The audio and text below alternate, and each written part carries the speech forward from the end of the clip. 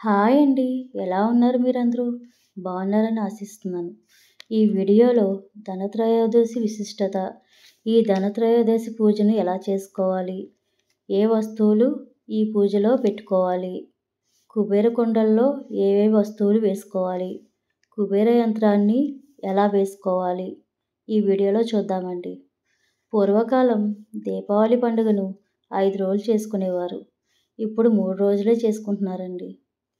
ఆ 5 రోజులు ఎప్పటి నుంచి అంటే ధనత్రయోదశి రోజు నుంచి మొదలవుతుందండి. ధనత్రయోదశి, నరక చతుర్దశి, దీపావళి అమావాస్య, బలిపాడ్యమి, యమ తృతీయ అంటే భగినీ హస్త భోజనం ఉంటుంది కదా, ఆ రోజు వరకు ఈ 5 రోజులు దీపావళి పండుగను చేసుకునేవారు. ఆరోగ్యమే మహాభాగ్యం. అలాంటి మహాభాగ్యాన్ని అవసరమైన ఔషధకర్త ధన్వంతరి అండి. ఈ ధన్వంతరి రోజున ఆయుర్వేద గ్రంథాలు ఒక చేతిలో మరియు ఇంకొక చేతిలో అమృత భాండం ఆవిర్భవించాయి. అలాగే సిరి సంపదలు, శ్రేయస్సును కలిగించే లక్ష్మీదేవిని కూడా ఈరోజు పూజించుకోవాలండి. ఈరోజు యమదీపాన్ని కూడా వెలిగించాలి. ఈ ధనత్రయోదశి పూజను ఎలా చేసుకోవాలో ఇప్పుడు చూద్దామండి. ఒక పీఠం ఏర్పరచుకొని లక్ష్మీ కుబేరుల పటం కానీ, లక్ష్మీ పటం కానీ పెట్టుకొని ఇరువైపులా పసుపు కుంకుమలు పెట్టుకోవాలండి. ముందుగా 2 దీపారాధన కుందులను సిద్ధం చేసుకొని అక్కడ పెట్టుకోవాలండి. ఏ పూజకైనా ముందు గణపతి పూజను చేసుకుంటాం కదా, అందుకని ముందుగా వినాయకుడిని, 3 కుబేర కుండలను సిద్ధం చేసుకోవాలండి. ఈ కుబేర కుండలకి పసుపు కుంకుమ బొట్లు పెట్టుకోవాలండి. ముందుగా మొదటి కుండలో బియ్యం వేసుకొని, తర్వాత కుండలో ధనం వేసుకొని, ఇంకొక కుండలో ఉప్పు వేసుకోవాలి. ప్రతి కుండ పైన నాణెం అంటే చిల్లర పైసా అన్నమాట వేసుకోవాలి. ఉప్పు కుండలో మాత్రం డైరెక్ట్గా నాణెం వేయకూడదండి. ఉప్పుకు డబ్బులను టచ్ అవనివ్వకుండా ఒక క్లాత్ వేసి దాని మీద నాణెం వేసుకోవాలి.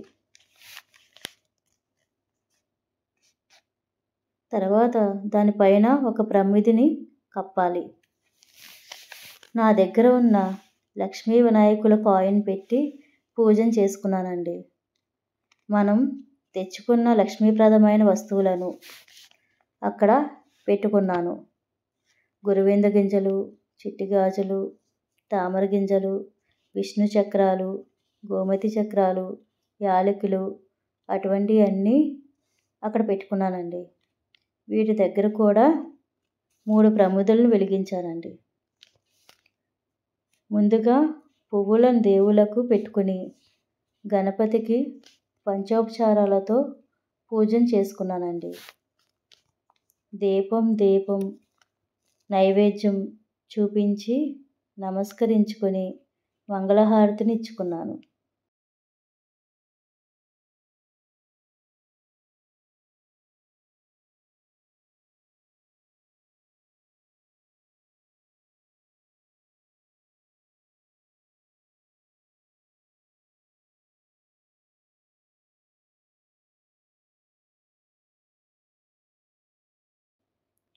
తర్వాత అమ్మవారికి కూడా పంచోపచారాలతో దీపం ధూపం నైవేద్యం పెట్టుకొని, నైవేద్యంగా ఈరోజు పండ్లను పెట్టుకున్నానండి. తర్వాత మంగళహారతిని ఇచ్చాను. తర్వాత కుబేర యంత్రాన్ని ఒక ప్లేట్లో గీసుకున్నానండి. మీ దగ్గర కుబేర యంత్రం ఉంటే గనక అది పెట్టుకుని పూజ చేసుకోవచ్చు.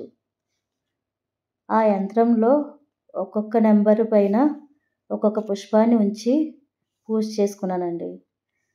ఈ యంత్రానికి కూడా పసుపు కుంకుమలతో మంగళహారతితో లక్ష్మీ అష్టోత్తరం చదువుతూ చిట్టి గాజులతో పూజ చేసుకున్నానండి. చివరిగా ధూపాన్ని భగవంతులందరికీ చూపించుకున్నాను. మనందరికీ ఆయురారోగ్యాలను అష్టైశ్వర్యాలు కలగాలని ఆ భగవంతుణ్ణి ప్రార్థించానండి. Thank you for watching. Please subscribe my channel memories of Krupa.